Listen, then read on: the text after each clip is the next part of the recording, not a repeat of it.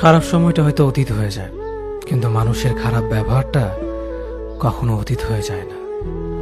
শুধু নিজে থেকে কথা বলা বন্ধ করে দেখো, দেখবে অনেক আপনজন বড় হয়ে যাবে। আসলে কেউ আপন হয় না। যারা তোমার ক্ষতি চায় তাদের আঘাত করবে না, তাদের সামনে একটু হাসি মুখে বাঁচবে। দেখবে তুমি আঘাত করলে যা কষ্ট পেত, ওরা তার থেকেও বেশি কষ্ট পাবে। যত মিশবে ততই মানুষ চিনবে, অভিনয় যে কত প্রকার হয় তা বুঝতে পারবে। সবাইকে তোমার সত্যতা জানানোর দরকার নেই, যে যা ভাবে তা নিয়ে সমালোচনা করতে দাও।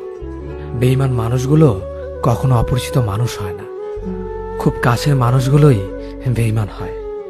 পাতা ঝরার আগে পাতার রং বদলে যায়, আর মানুষ বদলানোর আগে কথা বলার ধরন বদলে যায়। মন কখনো ভাঙে না, যেটা ভাঙে সেটা হলো বিশ্বাস।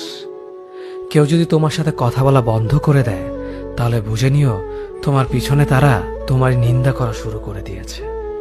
ভুল মানুষের কাছে প্রত্যাশা রাখি বলে আমরা দুঃখ পাই বেশি। আপনি যতই নরম মনের মানুষ হবেন, ততই আপনি অন্যদের কাছ থেকে ক্ষত বিক্ষত হবেন।